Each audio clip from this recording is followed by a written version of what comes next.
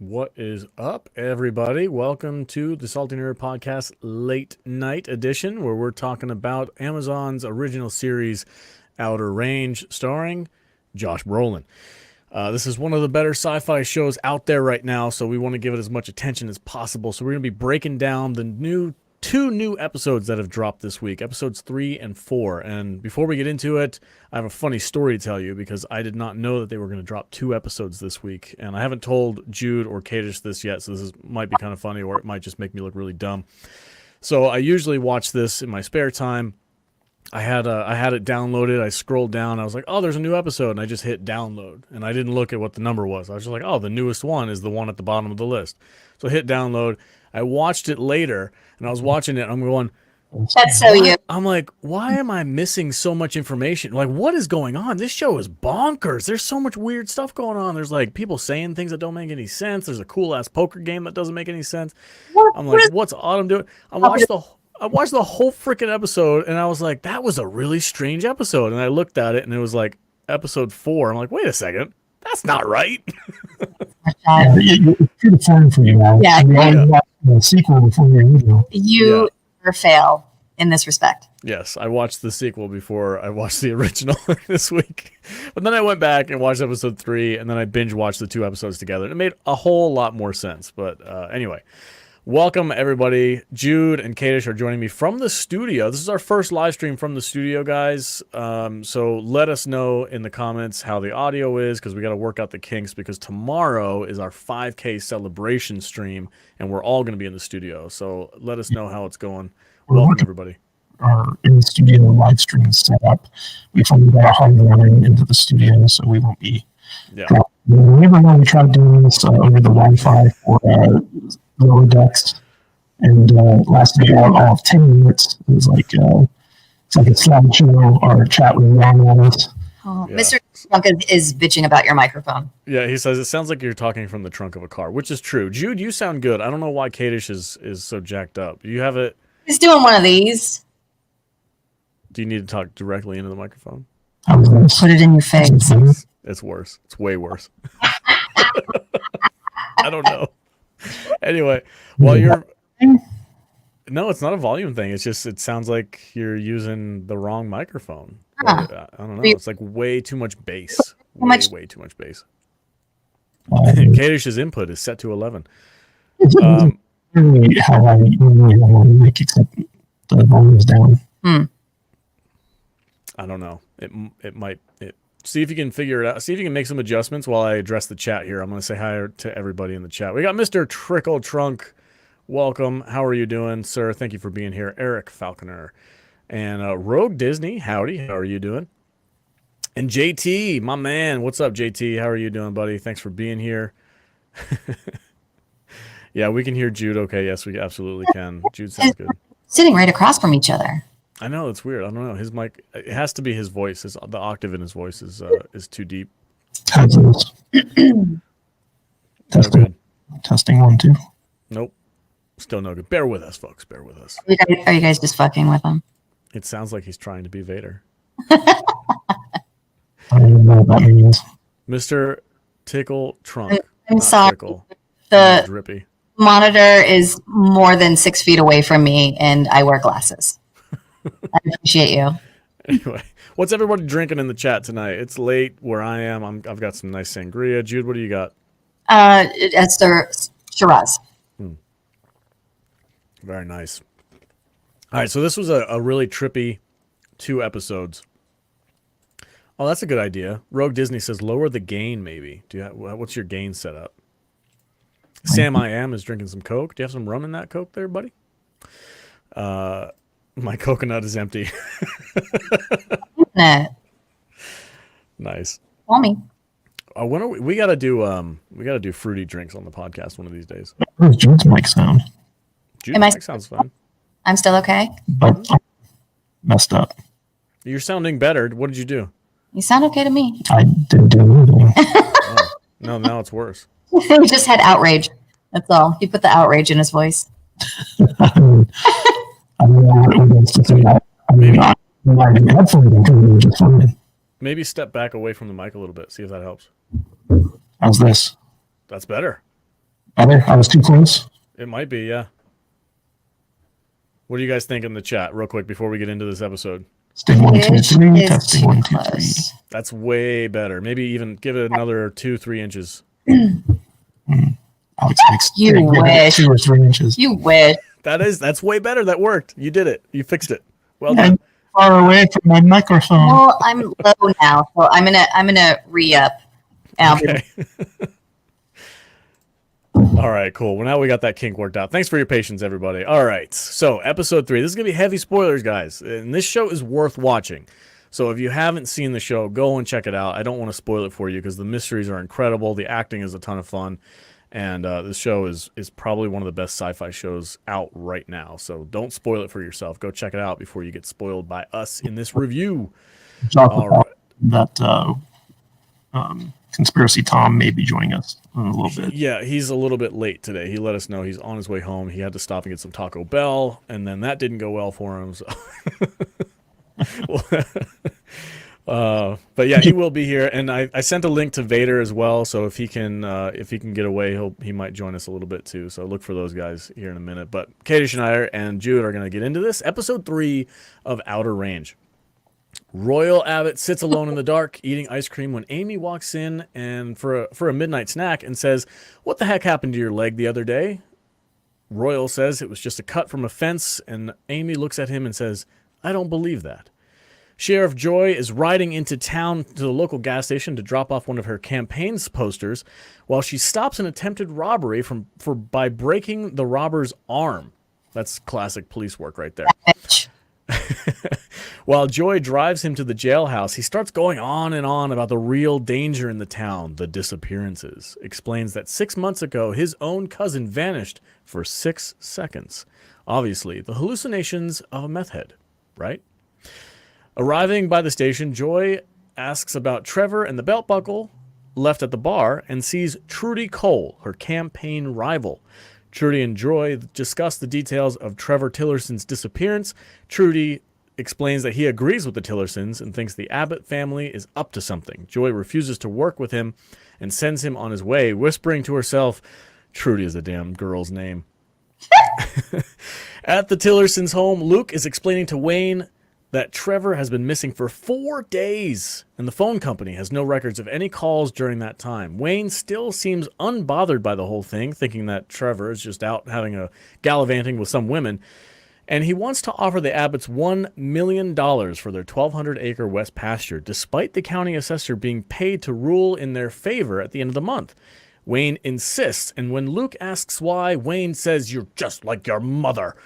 Outside of the room, Luke and Billy talk to each other, and Luke refuses to offer the Abbotts any money.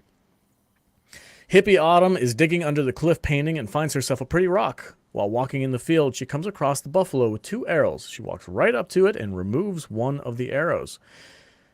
Hitchhiking to town, Hippie Autumn heads to a local pharmacy for her script of some kind of drug. I can't remember what it was called. It was I can't pronounce it. I wrote it down, but I don't know what it says. And then when the pharmacy says, "Is this your first time? Because I have to tell you how this works." And she said, "This is not my first rodeo. I'm all about these drugs." Seeing Royal's truck outside the bar, she goes inside to find Perry having a beer. As they introduce themselves, Autumn notices Perry's wedding ring, and Perry mentions his wife's disappearance. Autumn says she feels like she's been in a dark room looking for a light switch, and now there it is. She pays for her beer and leaves. Amy gets off of school and is picked up by Billy Tillerson. After awkwardly offering her some chew and revealing a gun in the glove box, he says maybe Trevor and your mom is with your mom somewhere. And then he begins to sing while they drive. The guy has a pretty good voice. It's not bad. It's not terrible. Annoying. He is a very annoying character, but he can sing. Cecilia Abbott is in town shopping when she sees what she thinks is her missing daughter-in-law, Rebecca, in a truck. As it drives by, she shakes it off, chalking it up to her mind playing tricks on her. Royal and Rhett are repairing a fence in the ranch when Rhett expresses doubt of his father is okay. Royal tells him to mind his own business and focus on the rodeo ride that night. He warns him not to talk like that in front of Perry or Cecilia. Cecilia and Royal have a moment together where Cece is really distraught about not being able to talk to God. Royal doesn't really know how to handle that, and they say whatever, and they head off to the rodeo. At the rodeo, Joy confronts Rhett about the blood being found on Trevor's belt buckle. Rhett says he doesn't know anything about it. Rhett tells his father about the belt buckle and heads off to his bowl, winning the top spot at the rodeo that night. Celebrating his win at the bar with Maria, Rhett almost gets into another fight. Luckily, he's drunk, and Maria saves his ass. Leaving the bar, he then proceeds to piss all over a squad car of a local deputy, and he gets himself arrested. Joy takes advantage of having Rhett in custody and begins to intimidate him and into confessing that he got into a fight with Trevor the night at the bar, right before his disappearance. Royal, while waiting for Rhett's release, goes into Joy's office and steals the belt buckle. On the way home, Royal tells Rhett that his parents didn't both die when he was young. His father died, but not his mother, and he ran away from his mother and his sister, never to see them again. Then, revealing to Rhett that he stole the belt buckle from Joy's office, Royal later throws that belt buckle into the void, which we know totally works. The next day, Joy heads to the ranch of a local influential figure, Frank, in an attempt to get support for the upcoming election. Frank tells a story about how locals have been known to find mastodons, prehistoric elephants, in the area. And what would she do if that were to happen while she was sheriff? Really strange question, but we'll get into it in a minute.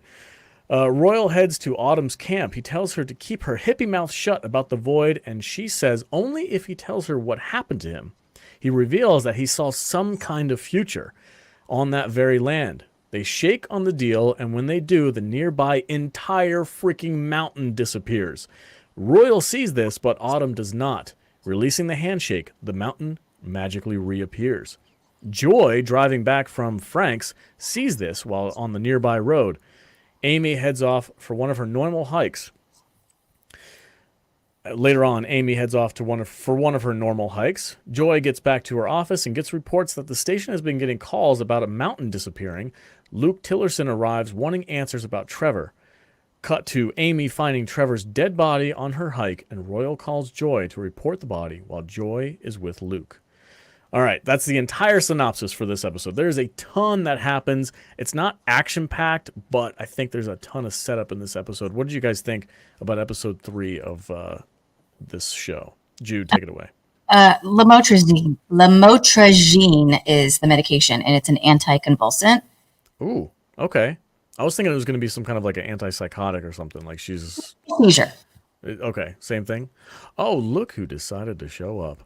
Oh, Tom is here, and he is thick AF, baby. Yeah. So we just got done with the recap of episode 3. It's a pretty in-depth episode. This opening scene where Royal is eating ice cream and he talks to Amy, and like, does it seem like Amy is just like, you know what, something ain't right here? She's old enough to be able to tell that her family is like on the edge of some weird stuff. And like this whole time I'm watching this little girl, I'm like, she knows what's up. Like they didn't do a very good job of hiding it. Like when they were having that family meeting in like episode 2 or whatever, when they were all sitting around talking about the murder, and she pops in, she's like, I just want to grab some cereal. And they're all like, don't say anything. Mm-hmm. By the way, like she can totally get her own water. That she was standing on the stairs being like, Dad, water. She can get water. That was for him. Okay. You think she was trying to help him out? Royal's a time traveler. They're all time travelers. They're all from different places. They all fell through the hole and end up on the farm at the same time. The only one that knows anything is the wife, and she's the one trying to hold it all together. I disagree. I think she's the only one who doesn't time travel and knows. Oh no, she knows everything. I don't think so. She's from the future. No, I don't think I don't think anybody's from the future that we know of. They're all from the past. There's mastodons. Mountains are disappearing. Well, yeah, we'll talk about So real quick, I want to talk about this meth head that Joy arrests at the local gas station, and he goes on and talks about how his cousin disappeared 6 months ago for 6 seconds, and I was like, that's really weird that they like really specified the 6 seconds thing, and I went like after I watched this episode a second time, I tried to time how long that mountain had disappeared at the end of the episode. Did you watch it in order this time? I did. I watched it in order this time. Thank you, Tom.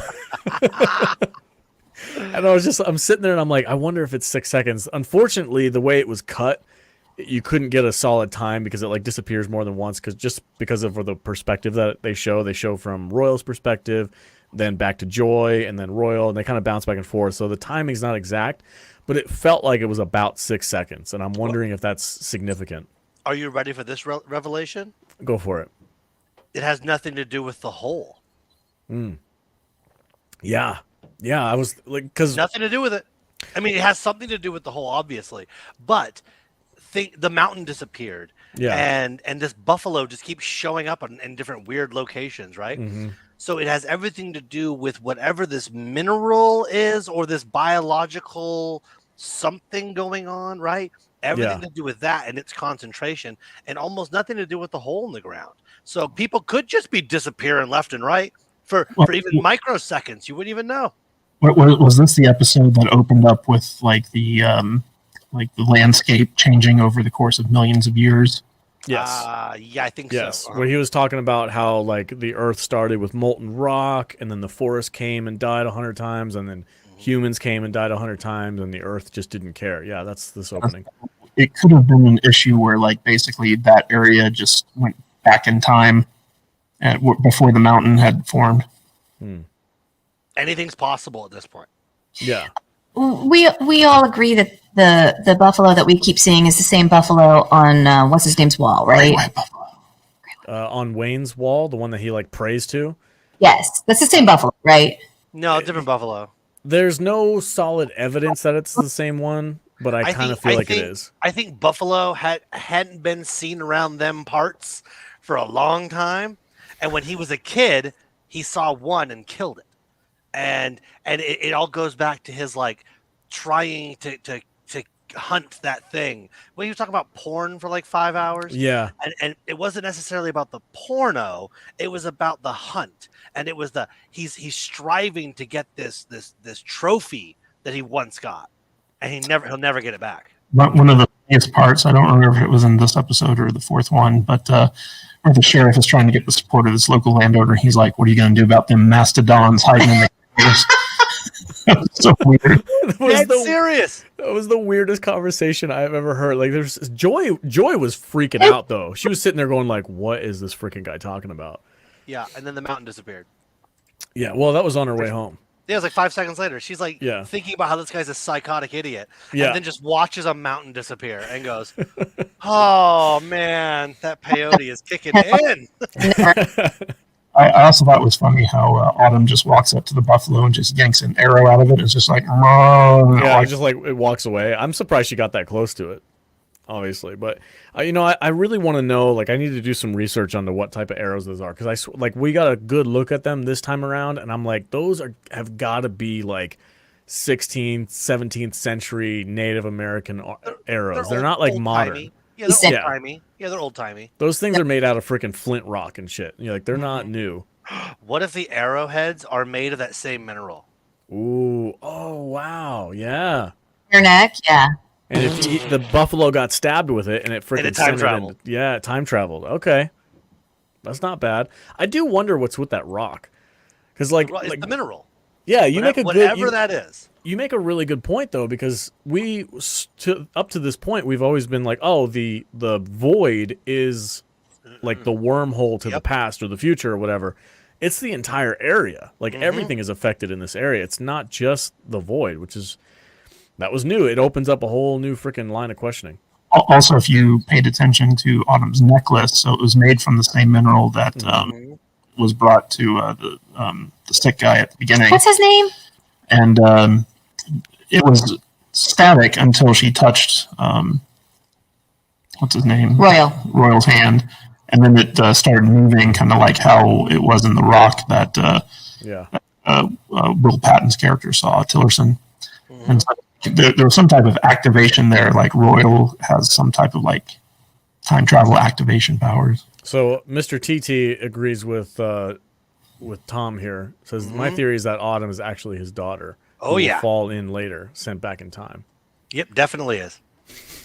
She's I'm gonna be not out quite- hiking. She's gonna be out hiking one day and just not come back. Oh, just like her mom. Exactly. Just like her mom. Just So, like her mom. Well, remember, we still haven't seen a picture of the mom, by the way. well, here's the thing though, that because is going to be Cecilia, that is going to be a revelation, and it's going to be like somebody you know from the show already, and you're like, what? oh, you think okay? So you think when they actually do show who Rebecca is, it's Yeah. going to turn up to be somebody that we know from the show in this time period. There's going to be some sort of they're hiding it for a reason. Mhm. And if Game of Thrones taught me anything, if they don't show you, it didn't happen. Yeah, That's that's fair. That's fair. Fair. Technically, well, yeah, I guess they did. Never mind. I was going to say they didn't show Ned Stark get beheaded, but they showed his head on a spike later, so that makes sense. See, yeah, in season 2 they did. Mhm. Because you Okay. said, no, he's the hero. No, they killed him. No, they killed him. Let's see. Do you guys have any thoughts on the conversation between Autumn and Perry at the bar? Because she said something really weird. Like once she found out that Perry was married and Rebecca had disappeared, she said, this is what she says. She says, I've been feeling like I've been in a dark room looking for a light switch, and now I just found it, or there it is. And she just books it. She just pays for her beer and bails out. Like like the revelation that Perry was married and that his wife disappeared, why do you think that was significant to Autumn? Because she met his wife in the future. And it's her mom. Upside down. Cadis, do you have any theories on that? Nope. Okay. All right. So like Let's see. everyone's thinking that Autumn's fucking Royal because everywhere she goes, she's like, "Hey, you guys seem royal. Hey, say hi to Royal for me. You guys, Royal's mad at me." I'm like, "Bitch, you're being gross." Well, she's creepy. Like Yeah. just on her own, just the way she Oh. acts is super weird. Oh, Autumn makes me very uncomfortable. Yeah. I would not want to be like alone. Like if I worked with her, there's no way I'm being in a room by myself with her. Like, no, we need another member of management here or HR because you're creeping me the fuck out right now, lady. Those teeth and those eyeballs are staring into my soul. All right. Anybody have any thoughts? So Rhett goes to the rodeo and he kind of redeems himself. So the last episode or two ago, he had lost and everybody was like, "Oh, it was a bad bull. It wasn't your fault, whatever." This time around, after being questioned by Joy is on the freaking hunt in these 2 episodes, and Joy is like, she's running around like hammering down everybody, trying to figure out what happened to Trevor. Rhett goes out and he wins. He gets up to the top spot for his rodeo competition, and he's on cloud 9. Goes out and celebrates. And Rhett's a weird character. Like, you can tell he doesn't want to be the black sheep of the family, but he just keeps making these dumb decisions. And this was something that really bothered me in this episode, not because the show's not good, but I was just like, there was something missing. Like, when Joy was going at these people, and like none of them thought to say, "I need a lawyer." Like, that's all you had to say. Oh my god. Oh my! I've watched the first 48 1,000 times. Yeah. I will never talk to a cop. Don't say anything. Don't say anything. I don't answer questions without a lawyer. That's like that would have solved like so many people's problems in this episode. Was it? No, I'm gonna talk to the cop. We're gonna sort this out. And that was one of my big problems with these 2 episodes is that Perry and Rhett both came off as like very stupid. Yeah. You'd think Royal would have sat them down and be like, "Look, boys, here's how we're going to handle this thing. If you ever get picked up by the cops, here's what you're going to say." Or, at the very least, like at the end when they find the body, you'd think Royal would call in the whole family and be like, "Let's get our story straight." Mm-hmm. Or something. Well, they did try to do that. It's in the next episode. We'll get to it, but they try to reach out to Rhett, and you'd think that they would like, "Hey, this is the backstory. Here's an alibi for you. Here's an alibi for you. Here's an alibi for you. Let's all stick with it." And to my son, and then my second call would have been to the sheriff. Yeah. Yeah. Yeah. Yeah, Oh, that's they fair. made some mistakes in this. But Silver Scale here, he has a good point. He says it's hard to get something past Joy, but she did make a bunch of mistakes too. She left that belt buckle real handy out in the open. Very true. That was He easy. She never heard before. Interim sheriff, right? She's Yeah. She's no one voted for her. Soon to be. Not right. what's the other sheriff's name? Susan or something? Like it was some like weird girl. Oh no, name. Trudy. Yeah. Trudy's a damn girl's name. Trudy's a damn girl's name. Tickle Chuck's comment about Imogen Poots' feet. Yeah, let's see. Yeah. Well, that's in the next episode, but yeah, we see Autumn's feet in the next episode because Royal wants to find out if she has hooves or not, which was a freaking hilarious joke just by itself. Oh, you guys didn't notice? Quentin Tarantino had a producer credit on that episode. Yeah. So Really? he's like, we need more feet.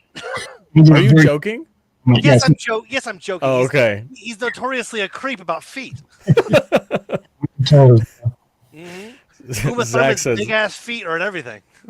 People want to know why Jude is up so late.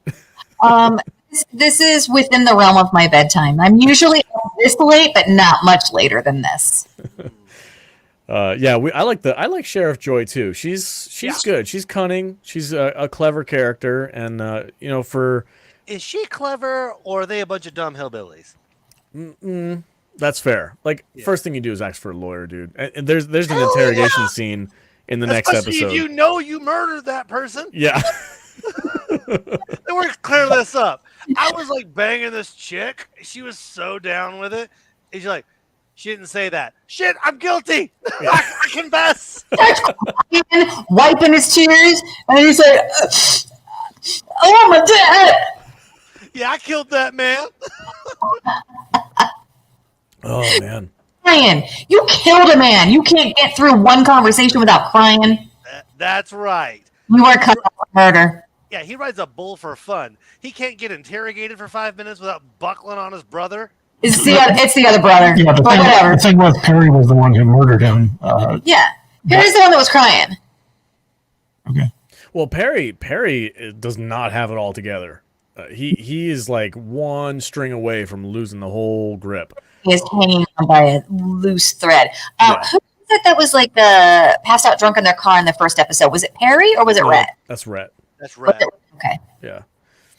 All right, so real quick, we got to talk about the mountain disappearing, so I'll just recap it. But Royal heads up to this camp. He talks to Autumn, and he's like, hey, you got to keep your mouth shut about the void. You're the only other person who knows about it. Don't say nothing. Don't say anything about the body. Keep your mouth shut. And she's like, well, I will, but I want to know what happened to you when you fell into the hole. And, he tells her, he's reluctantly tells her what happened. And then when they shake on the deal, this is when the magic happens. This is when that big reveal in this episode where her stone starts going nuts and then the mountain right behind her freaking poof just disappears in a cloud of smoke. It was very strange. And this is what opened up, like Tom said, like before it was just the void. Now this whole sequence just opened up an entire new can of worms. Like it affects the entire landscape and it can change things drastically from the smallest thing all the way up to a huge mountain. So we know that Royal threw Trevor's body into the void to get rid of it. Yeah, we don't know where it ended up, but 4 days later, that mountain disappears and then reappears, and then Trevor's body. Do you guys think Trevor's body was on that mountain, and that mountain is now like a different timeline? Well, it's really confusing because Royal fell through and he was just like next to the hole. He threw the body through and we don't really know where the body went. Yeah. Like, is it a wormhole to one location in one time, or does it just go wherever? Well, the wormhole obviously sends stuff into the future, because when they were doing the autopsy in episode 4, they said that the body had been dead for like 10 hours. 10 hours. Yeah. Which means that, give or take like a couple hours to like throw the body into the hole in the first place. Mm-hmm. It probably traveled 7 hours, or it was out mountain for 7 hours. Yeah, it traveled 4 days or 5 days into the future, but it was only 7 hours according to its own timeline. Right. So yeah, it's very strange. But I'm with you though. Like standard Back to the Future rules, no problem. Yeah. Yeah. It's very strange though, because how does it go from like the last two things that we saw that fall through the void, we assume that the buffalo fell through the void and ended up in that field. Royal fell through the void and ended up in that field. But now this body goes into the void and it ends up miles away on a mountainside somewhere. And all evidence points to it just kind of landing there, because they made a comment in the next episode that like, hey, we found this body and there's no drag marks, there's nothing. It's like literally, it looks like it just appeared out of nowhere. So, or is it like a cab ride? What's that? The hole, is it a window to one fixed location? Like you open your window, you climb through, and you're on the other side of the window. Or is it like a cab ride? Like you're opening the door to the cab when you jump through the hole, and it can take you wherever. It seems like that's it, because it could be apparently any time period, because we're saying those arrows are 1800s at least, right? At least. And now we're talking about mastodons, and we're talking about mountains disappearing. Literally anything is possible at this point. Yeah. What if it's not that like the whole land is affected? What if it's just like his property is like jumping from the timeline, and that's why shit is disappearing? Like that mountain is on his on his property, right? So what if it's his property that's like leaping into different timelines? Actually, the mountain outside of his property. Is it? Okay. If we're assuming that's the same mountain that they found Trevor on, it's BLM land. It's Bureau of Land Management. It's not his. It's just borders his. So it's the goddamn government. It's the goddamn government, Tom. It's the goddamn government. Conspiracies. I like this. The Earth rotates, so if you change time, maybe you're just landing where it would have rotated. That's a theory. It could be. I've read that time travel theory a couple of times. Yeah, because the Earth is like spinning, right? And when you travel through time, are you fixed in one spot, or is it time and space? That is a weird wormhole to go down. That was actually from the season premiere of Eureka. Remember when they had those temporal vortexes and they'd find stuff out in the field, and it was like, oh, it was because of the Earth's rotation. Yeah.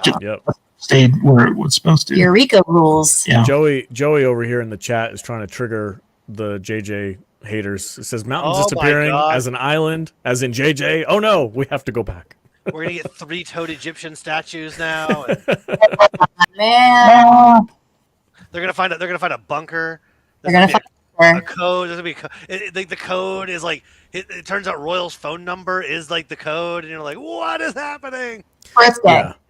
JJ Abrams, you got me again. We don't know how far in the future. We don't even know if it's specifically future or different timelines or whatever, because I think it was very, very convenient until we find out more information. I think it was very convenient that Royal fell into the hole, got pushed by Autumn, wakes up on the other side, sees what's going on, jumps back into the hole, and ends up at the exact same time that he left. Like it was like the next morning. But sees Autumn on both sides. Yeah. But he sees Autumn. Yeah, which that is a different thing. But like, it's just that's a different thing. Altogether. It's just weirdly convenient. But maybe he did jump like 8 hours or so, because he was there at night. He got pushed in, and when he got pushed back, or he jumped back, it was like morning, like dusk or dawn. I mean, we're encroaching on Bill and Ted rules. I mean, it's getting.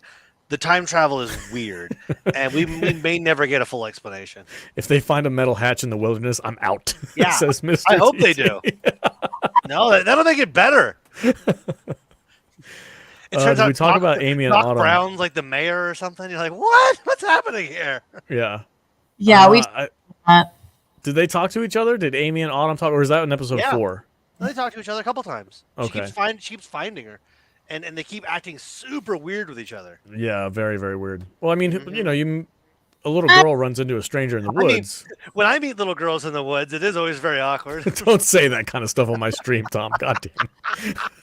I mean, Autumn would know what Amy's mom looked like. She wouldn't ask for a picture of her unless she just wanted it for herself. Maybe she doesn't remember. Maybe. Yeah, Tom, you got me bugging out now, because that is true. We still have not seen Rachel. Has it crossed anyone's mind that Autumn might be Royal's long lost sister? I have thought that also. It's another good possibility. Yep. Oh yeah, because he left home and he had a mother and a sister, and he hasn't seen them since. Because Royal does make it clear that he does have a history. He does remember. I like better than yeah. Yeah. I like the sister theory more than the daughter theory. I like that more. Disappeared. It was in autumn. Mm, Let's find let's see. out. Dun, dun, Is dun. that like All right. is that a weather pun? What is that? No, it's a mystery. All right. Are you guys ready for episode 4? Do you want me to do the entire breakdown of the episode or just go step by step? Yeah, no, I like the way you did it. Okay. I like your style, kid. You got spark. Cool. I have no idea what I'm doing. I'm winging it. You're All right, good. episode 4. Flashback to 9 months earlier. One of Wayne Tillerson's employees finds that strange stone we've been seeing this whole time, and Wayne gets really freaking excited about it and starts dancing around and singing. Royal Abbott leads Joy to her deputies to Trevor's body that is just beyond his property line on BLM land. The body, by all appearances, just fell right where it is. Joy questions Amy about finding the body and the confrontation they had with the Tillersons a few nights ago, the night of Trevor's disappearance. Joy reveals she's deathly allergic to bananas. I do not think that was a throwaway line. Joy reveals that she is deathly allergic to bananas. That's going to come back up. Perry makes up a story about Rhett being with a girl that night. Joy fact-checks this and is found to be mostly false. Maria comes to Rhett's aid and says that she was with him that night, giving him a solid alibi. Perry finds Autumn out on the trail and questions her about the body, trying to find out if she was the one who moved it. After an awkward chat, Autumn asks for a picture of Perry's wife in case she should see her. At home, Cecilia gets a call from the lawyer. The Tillersons' land dispute has been moved up to the end of the month. Royal decides it's time to visit the county assessor himself for a little chat. Royal heads to the location where the body was found and sees some dirt that doesn't quite match the surrounding woods. Sheriff Joy starts interrogating the Abbotts and anyone that could be involved with Trevor's death, and does what any good cop would do and tells everyone that everybody else has squealed on them and they're all screwed. The Abbott brothers are turned against each other. Why not a single person has asked for a lawyer at this point is beyond my brain. I have no idea. Their lawyer. Yeah. Big bad Mama Tillerson shows up via helicopter and sets shit right in the Tillerson household and busts Wayne's balls for being such an obsessive creep about the Abbott's crappy West pasture. Says she's here to chew bubblegum and find her son's killer, and she's all out of bubblegum. And Wayne says she's still got quite a nutcracker. That was one of the freaking funniest lines this episode. Royal has a little. That at like 6:30 in the morning.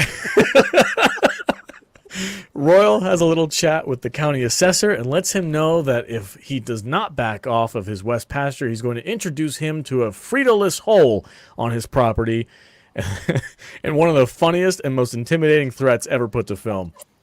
Patty Tillerson is overseeing her son's autopsy when Sheriff Joy says that's super illegal and she needs to bugger off. Patty throws her weight around a bit and Joy won't stand for it. The law is the law. Billy Tillerson sings his heart out at his own brother's funeral, and Patty pulls a wicked boss move and tosses open the casket in front of everybody. And the only person who cannot look at the body is dumb old Perry Abbott, totally giving himself away to Patty, who knows about 99% certain who killed her baby Trevor. Autumn is at the funeral for some unknown reason and chats with the Tillersons for a few seconds. I'm sure that won't go anywhere good. The funeral after party is a hell of a shindig as Sheriff Joy talks to Royal Abbott about how crazy life is and how everything from belt buckles to entire mountains have been just disappearing lately. Abbott says it's all chaos. Joy passively aggressively lets Royal know that she's not going to let this go until she knows the truth. The county assessor approaches Cecilia Abbott and says he don't take too kindly to her husband's threats and that their trial has been moved up to the following week. Cecilia says he's not much for threats, but bribes will do him just fine, and he's got sauce on his tie. Royal and Autumn play a super awesome game of poker. Royal tells an age-old story about playing poker with the devil and to always check your opponent's feet for hooves. They deal the cards, and Royal holds up 2 pair with a 2-card high, while Autumn holds a flush. Royal wagers his 1,200-acre west pasture against her newly found necklace made from that special rock from Royal's property. Suddenly, the buffalo shows up, and nobody really notices, and Royal says, Let's play the damn cards, hippie. And they lay their hands down. Royal magically drops a full house, beating Autumn's flush. Royal leaves with the necklace and a spare 2 up his sleeve. Wayne Tillerson is laying in bed and spills his gross-ass clam juice on the magic rock. The juice starts to boil or bubble or something weird happens to it, and this invigorates Wayne to go jump into his truck and search for whatever it is he thinks is out there. He sees the light and runs into Royal near the void. They get into a fist fight, which we all know Josh Brolin would totally win. Wayne gets the drop on Royal and jumps back into his car, hooping and hollering like a drunk college girl because he finally found out what Royal has been hiding this whole time. All right, that's it for the entire episode. This was a freaking dope episode. I had so much fun. I was like, why doesn't he just fucking go there? Let's go! Just hop in your truck. There you go. Just fucking army crawl your way through. You're dying anyway. If they catch you and kill you, it's no big deal. So when the clam juice spilled on the rock, right? Mm-hmm. He took the rock with him. And I think that the reason he hadn't gone in the past is because, he's just not physically able to. But he was using the rock to reinvigorate himself because he noticed, once the juice reacted to the stone, well, he used the stone to get up enough physicality to not only get there, but also fight Royal. Because before that, he was, infirmed, right? Yeah, he was in a wheelchair in the last episode. He couldn't walk. But he was still, kicking and stomping in that wheelchair, having his hissy fits. He's not paralyzed. When he was fighting with his wife, he was pretty much stuck in that wheelchair. Mm-hmm. I bet if she'd have unveiled her nutcracker, he'd have been up for it. Wow. Royal, he was on his feet, and he beat him. I thought that fight was weird. I didn't really consider that he was using the rock to kind of power himself, because we've seen him hold that rock before, and he doesn't get all jazzed up like that. So that's an interesting theory. But anyway, so what you got? So feet in the chat right now. I know they're going nuts over Autumn's feet. It's just crazy. She threw those feet on the poker table straight up, man. Straight up. I tell you, 30% of online is just foot conversations. You're not wrong. A lot of weird dudes out there. I will say I kind of know where Billy Tillerson gets his music from, because his father is kind of creepy. He starts singing and dancing anytime he gets excited, and he gets naked in front of a freaking buffalo head. Most entertaining characters in this show. Get out. When he was singing "Don't Call Me Angel," I was sitting there. I was like, "Yeah, come on, Billy." Even his brother wanted to kill him. He's like, "There's going to be 2 dead brothers in this family if you don't shut your mouth in 5 seconds." Shut up! And he's sitting there. He's like, "I was making a sandwich for you." I just love how every time they cut to him, it's like a musical interlude. Yeah. Great. Oh, weird. The Tillersons are super weird. Luke is You know what would make a lot more sense is if he was like 12 years old. Yes.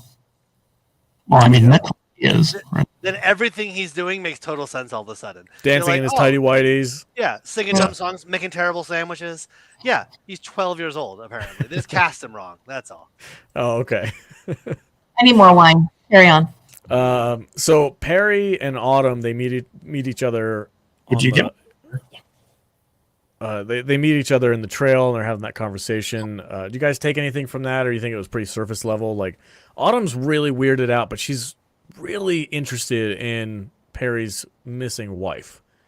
This is the 3rd time we've found her talking about Rachel. Mm-hmm. So, there's got to be some kind of a connection there. She's trying to find him, or she's trying to figure out. She must have fell in the hole. Do you guys think she fell in the hole? Who, Autumn or the wife? The wife, Rachel. Oh, yeah. Oh, she's time traveled. She's gone. Okay. Time travel. Yeah, in the future. My guess is so all the time travel so far has been to the future. Yeah. Except for when Royal came back after being shot in the leg. Mm-hmm. So as weird as the Tillersons are, Wayne is really weird. Luke is kind of obsessive and very aggressive. Billy's off in his own little world trying to be a country rock star. When Patty Tillerson showed up in that helicopter, it was things got set the cards got shuffled in that scene where she was like, I'm here to do business. Everybody else needs to get out of my way. Like she was like definitely the organizer of that family before they got divorced. And I love the dynamic that she has when she comes in and everybody's like, oh God, freaking Patty's here. The ball buster's here. I thought that was freaking hilarious. And the way that she interacted with Wayne, where like, for like a split second, she was like, oh, is this worth money? Like she actually was like, oh, I wonder if he's onto something. And then she's like, you're an idiot. There's nothing there worth any money. I'm going to go find out who killed my son. You can sit here and die. Yeah. Well, I think it raises the stakes of who that family is too. Like before that, okay, rancher, they got money, but you know, I don't know really what that means. When she shows up in her own helicopter, Yeah. and like she's bossing everybody around, it's like, oh, they own this whole county. Oh, I didn't realize it was on that level, and it really raised the stakes for them too, because now they're like, oh, they're big time hustlers. Like think about this. Like he mentioned, you're gonna get your lousy 10% stake. She has a 10% stake, and she was able to fly her own helicopter into town. Like that should tell you just how freaking crazy wealthy this family is. Yeah, they own land, bro. It's like land. Like no. Well, he was like fighting about dropping $1 million on 1,200 acres. Just like it was nothing. Like they're just like throwing cash around, and he was getting so impatient. He didn't want to wait a month. Like at the end of the month, they were gonna have that land. He's like, no, it's too late. I want it right now. Give him $1 million. Well, no, because the assessors paid off. We know this now. Yeah. Which means if it does go to court, there's a good chance he's not going to win anything because it's fabricated. And anybody with some maybe not Royals lawyer, because he's not exactly the strongest. Yeah, I was gonna say, I'm like, what kind of lawyer do you think the Royals can afford? Good old fashioned country lawyer. What he is? You come on here with your big city talk. We got some lawn to do. Yeah, I just don't really see him being the guy. But there is fear, and there is bribery and Fritos, and pulled pork sandwiches. Dude. And Matt told me to get Fritos. I didn't have time. I didn't have any Fritos either. I meant to get Fritos and eat them the entire time we were doing this, like obnoxiously, like so. Where you're muting my microphone for me. All right, let's just talk about that scene, because that was like the most glorious scene I've ever seen, and the way Josh Brolin delivered that line, it was both funny and terrifying at the same time. When he grabs that dude by the collar and he's like, I'm going to introduce you to a hole on my property and you're not going to like what's down there, Carl. He's like, well, what is it? He's like, not Fritos. There's no Fritos in that hole, Carl. On Java, but there won't be any Fritos. God dang it, dude. That was the funniest line I've ever heard. Yeah. I love product placement in anything. Product placement's one of my favorite things. Where it's like, hey, Black & Decker drills work really good, guys. Yeah. To bury the body, we need to bury this body with this specific shovel. Voice of a new generation. It is. It really is. Sopranos was really good with it, which is really fun to go back and watch anyway. But every episode has product placement, very obviously. And it doesn't have anything to do with the story. It's fantastic. One of my favorite things in anything. Eric says he thinks it's oil. He thinks the Tillerson wealth is coming from oil, which it makes sense because in the future that Royal sees a couple episodes ago, he sees the oil rigs in the background, which would assume the Tillersons got their land, started drilling for oil. So yeah, I agree. I think they're because we all know the future is oil. Yeah. It's not. Yeah, it's not lithium batteries. It's not other. It's not anything. It's oil. Yeah, still. Yeah. All right, so we talked about how Patty goes and kind of busts Joy's balls at the autopsy for Trevor, kind of throwing her weight around, but it doesn't really work because Joy's like, nah, the law is the law, and I'm going to do my job, and that's all there is to it. And Patty really has no other choice. But I want to talk about the funeral, because the funeral is bananas. Like Billy Tillerson singing his freaking heart out through a karaoke machine at his brother's wedding or his brother's funeral. Freaking hilarious. It's so much, man. So hilarious, dude. And he goes so hard. He's like doing like the rock star moves and like tearing up while he's singing. Like the dude was at 12, man. He was going for it. And then the Tiger. Yes, it was totally a Tiger King funeral. You're right. Oh yeah. Oh man, I gotta move to Oklahoma, man. I'm telling you, there's cooler stuff in this country than what I'm living in. I'm telling you right now, There's some shit going down you've never even heard of. dude. Oh, Anywhere with a yeah, go ahead. Anywhere where the rodeo is a major social event, I just kind of I just need to be there. I just need to be there. Mhm. It's the happening place, man. Our city folk don't even know the half of it. You got that you murder people at. Yeah, that's the murder and bar. Sure. Yeah. So the bar where everybody met everybody else's mom Yeah. before they got married. And the field that everybody disappears in. Yeah. Mm-hmm. Mastodon caves. That's So what I I'm- want to- yeah, it's got something for everyone. I want to talk about Petty Tillerson's boss move of just throwing open her son's casket in front of everybody. Like I did, and then she yells at the priest because the priest is like, "What the hell's going on?" She's like, "Did anybody tell you to stop?" And I was like, "Damn, freaking Patty, don't mess around." And then the way that she does that, and then she knows, like mentally, she's like, whoever it is in this crowd that doesn't look at the body I just revealed is the one who feels guilty about it. Like, that was such a boss move, man. Shit, Royal should have fucking like said something to his family about like, hey, if anything weird goes down, hey, Patty's in town. We all know she's fucking crazy. It's an open viewing casket. You fucking look at it. Yeah. Crazy And- like a fox. and- Oh, But Should've- Perry is just such a broken man at this point. Like, I don't want to call him like a weak person, but he's so broken down and stressed out that he is a liability, man. Like at this point. Rebecca jumped in that hole to get away from him. He's a weak bitch. That's the stand I'm taking. he's a weak bitch. Perry's Straight to that hole. That's official. Perry's a weak bitch. Sure. There's oil rigs back here. She's like, I'm the Beverly Hillbillies right now. She kind of is. She's an aggressive Beverly Hillbillies. Mm-hmm. All Well, right. Well, she lives in Aspen, so you know they found the bubble and crude, and she moved on out, and the rest of them just stayed behind. Ellie Mae done good. Yeah. Town Ellie Mae done good. Mm-mm.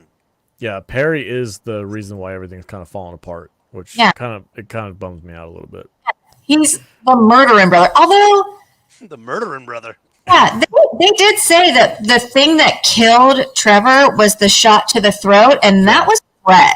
So Rhett actually is the one that killed him, but No. nobody knows. No, that was Perry. That's Perry. Harry? Yeah. Yeah, it was the last move, right in the throat. Total roadhouse. Bah. Oh, I gotta rewatch that episode again, I think. What roadhouse? I mean, Oh, always. look at this. Eric, thank you so much. FYI, Noah Reed, who plays Billy Tillerson, is actually a singer and has several albums out. Okay. Thank you Right. for that. Not going to listen to any of it. In his tidy whities, right? It's Tiny Whiteys. Mine the Whiteys. It's the aggressive singing, unprompted. Like I've known this person, I've worked next to this person, and it's like, bro, wait till you get in your car. Just chill. Just chill. All right, the last thing we got to talk about is this freaking epic poker game. This was so well shot and so well acted. Like, I have never been that invested in a poker game in a TV show ever. Like, they're usually kind of cheesy, a little hokey, you know, like old Western stuff. This was freaking dark. Like, there was some weird subtext going on. And I love the fact that he tells that old cowboy story about playing poker with the devil. I thought that was amazing. I was like, this is freaking cool as hell, dude. I could listen to Josh Brolin tell freaking Western stories all day long. Yeah. Josh Brolin is awesome. We say it. We've been saying it week by week by week. He has not been not awesome in anything that I can think of. That dude carries this entire show. Yes, he carries Like- everything. Like, it's a good show, but if it didn't have Josh Brolin in it, I don't know if I'd be this invested. It wouldn't be getting the attention for sure. Yeah. Oh no! If it was anybody else, no. He is the heavy this show needs, Mhm. and the heavy that's missing in Hollywood. I mean, there's not a lot of that guy anymore. You know, Yeah. the Clint Eastwood type is just not around anymore. Yeah. You It's know, kind of now. we get Jeremy Renner now, who I like, but it's a very different lead. It's a very, I'm trying to trigger Kadish over here. Yeah. but you just got to think the difference between a leading man of Jeremy Renner and Clint Eastwood. It is a very different leading man, and I think Brolin is that sweet callback to like the man's man that we just don't really see in Hollywood anymore. And I think Daniel Craig does a pretty good job of it, but he's English, so you know. And Daniel Craig, Daniel Craig, and Josh Brolin are not even close to being on the same level as far as like that awesome. grit. Yeah. Well, he's good. He's really good, but he doesn't have that grit like Josh Brolin has. There's something very gentle giant about Josh Brolin. It's a lot of actors have. Are you getting a daddy vibe? Is that what you're saying? Why'd you have to go there, Tom? Does Josh Brolin give you the daddy vibe? Like he could spank you, but he'll also give you ice cream?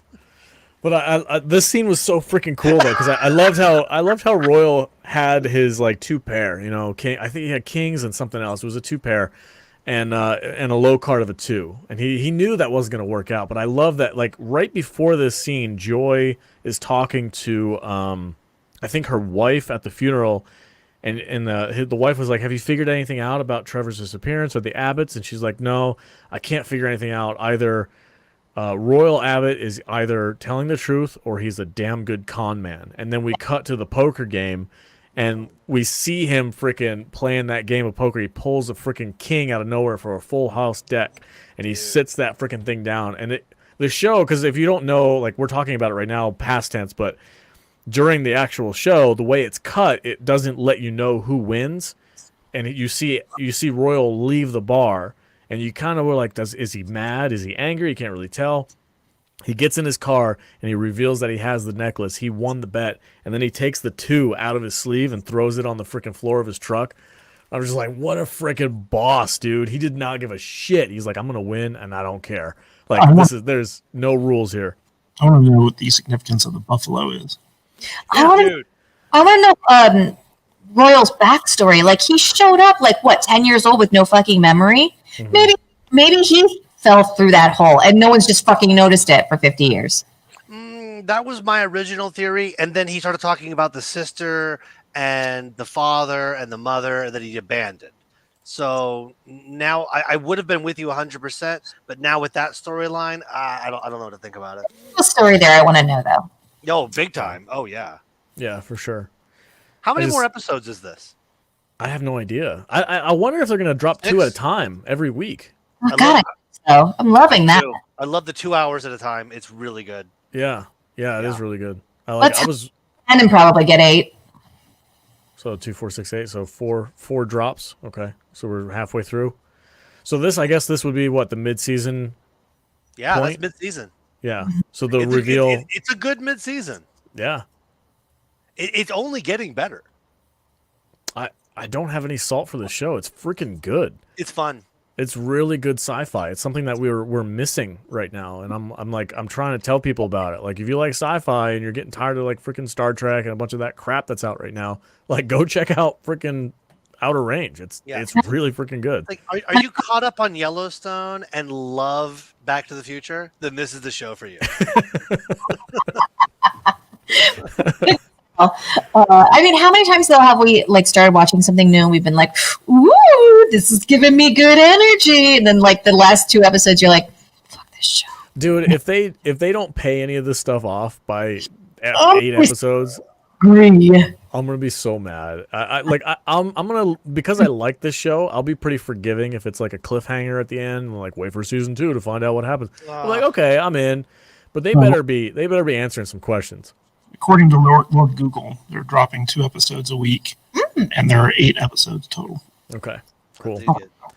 I'm going to be genuinely a little annoyed if there is a season 2. Actually, I kind of want the story arc to end with 1 season. Really? I want a limited run. I kind of want that. I want to see, because there's nothing worse than a good sci-fi show that just spins out of control, right? Like Lost is a prime example. It just spun completely out of control, and they didn't know what to do with it, and they just had to end it one day. Well, here's the thing. Lost was incredibly popular. Like, I don't know if this show has the same popularity. So if it's like it goes under the radar, it might not get taken for a season 2. No, but what I'm saying is, I hope they don't set up a season 2. I don't want them to keep going. Well, get ready for so and so. Carrot Top's going to be in season 2, and you're like, oh, great. Yeah.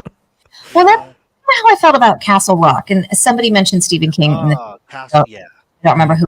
But Castle Rock, like the first season, was intense and amazing, and then the second season was like, let's just keep that going, and it kind of fell flat. Yep. And it was like, let's just regurgitate some more Stephen King storylines, and we'll make them weird, and it just didn't have the same impact the first season did. It's the exact same feeling I have about this. Yep. Having one season, have it be perfect, and then peace out about it, and have people keep talking about it. Yeah. What's wrong with making an 8-hour movie? You know what I mean? Like there's plenty of movies that are 2 hours long. They only made one of and told a good story. Yeah. Yeah.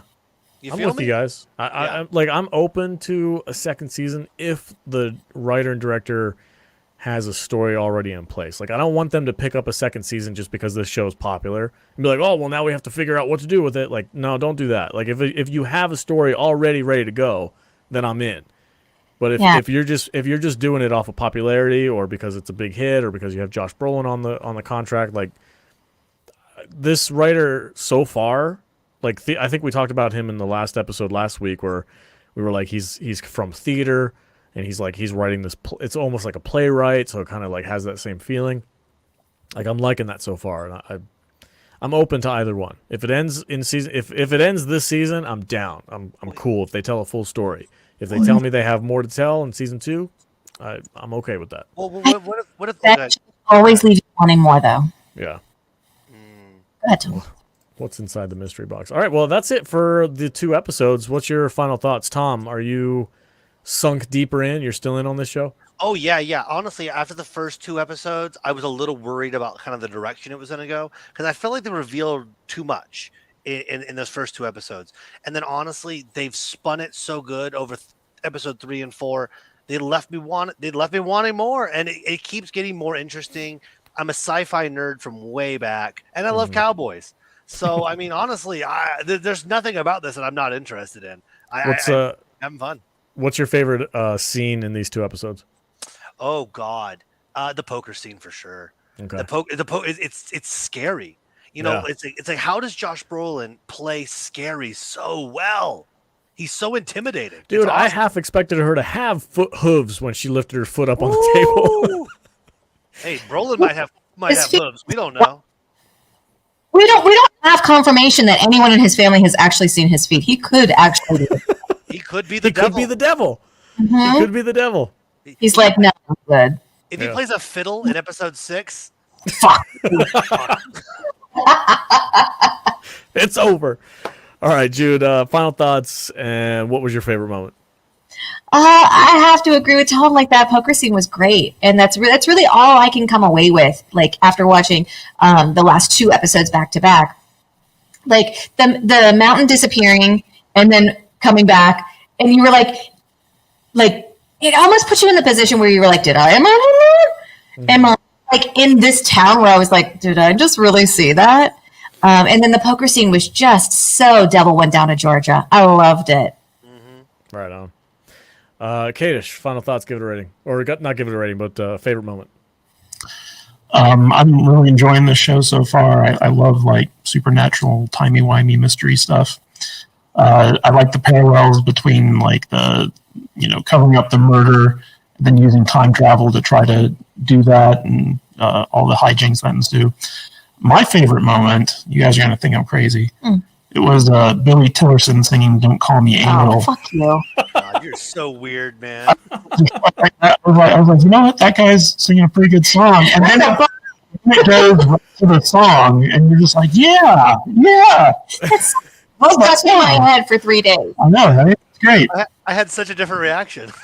I loved Billy when he was singing in his truck when he picked up Amy, and I can't remember what song it was, but like he started singing it, and I was like, I know that song. It was like, Amy, run, girl, run. Yeah. And Amy was like, actually, bitch, I got this. I like who Billy is, and from the commercials I've seen for the show, it feels like his role gets bigger as the show goes along. Mm-hmm. I'm interested to see what that is. But like for some reason, every time he just like sings in an episode, I'm like weirdly fascinated by it. It's weird. I'm kind of with Kadish on this. I don't hate it. It's weird. It's very weird. I don't understand where it's coming from. But every time he shows up in the episode, he starts singing. I'm like, yeah, all right, Billy, you do your thing. Good song. You're so crazy. I never hear a grown man sing unprompted. Oh If man. fighting when someone starts singing, I'm certain I'm about to be murdered. I want to take Matt karaoke one time because I got to see this. We should. They do karaoke at the Millennium Fandom Bar.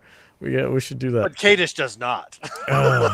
Give him enough pina coladas, he might get on. Oh.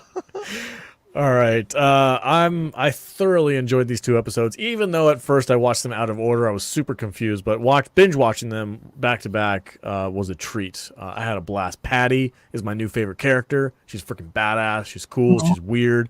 She's got like a leg up on everybody. She's playing 4D chess. She's a tagger.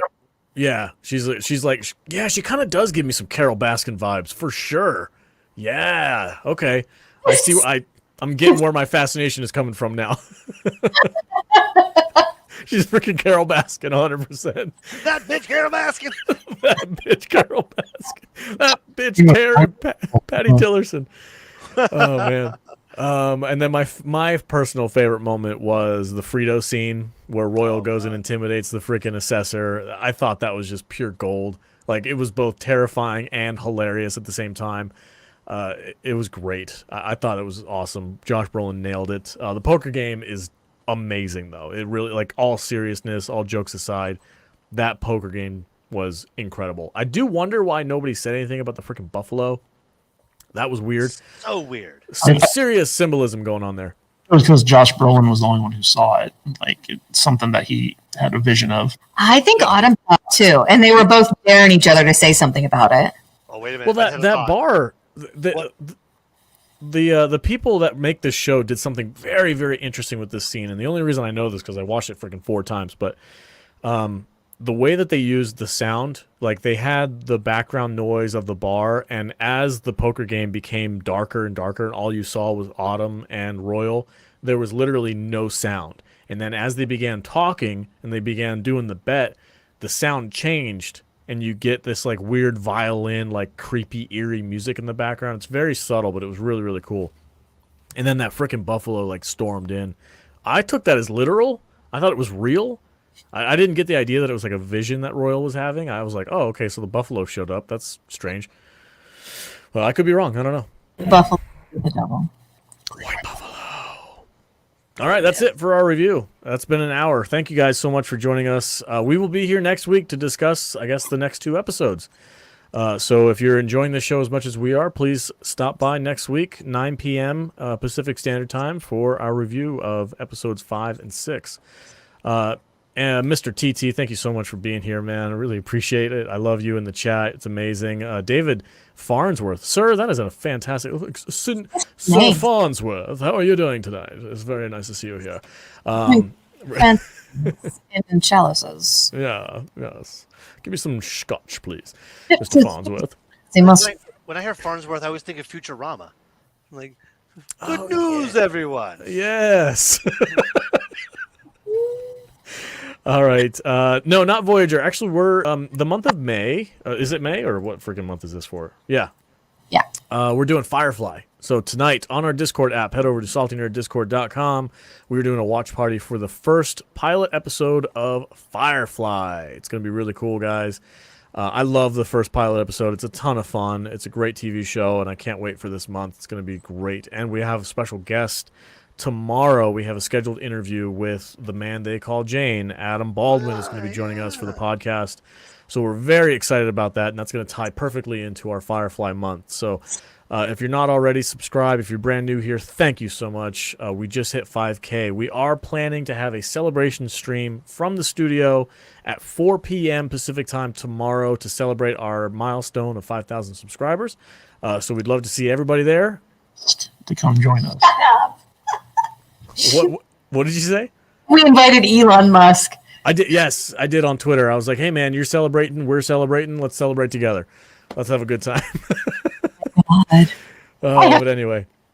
All right, that's it for tonight, guys. Thank you so much for being here. Really appreciate it. If you want to support us, go to saltynerdclub.com. It's less than a cup of coffee a month. Gets you a massive ton of content in return. Plus, you get access to our Discord, super chats, and all kinds of really cool stuff. You can ask our patrons that are in the chat right now. We have several of them, whether or not it's worth $5. Let them know in the chats, guys. Oh my gosh, look at Salty Texas showed up. Oh, Damn, Salty good show. Outer Range. Yes, it is. Good time. Yeah, Salty Texas. I'm officially inviting you next week if you have the time to join us for our review of episodes 5 and 6. So there's your official invite, buddy. I'd love to have you on. Him to my live stream this Thursday. Haven't heard back from him yet, but hopefully my DM. Get on it. Oh my gosh, another look at all the super chats coming in. Thank you so much. Right. Good. Right on, guys. Thank you so much. Really appreciate it. We got Eric here. Totally worth $5. Thank you, thank you, thank you. All right, that's it. That's enough self-promotion. Have a good night, everybody. We'll see you on Discord. Adios.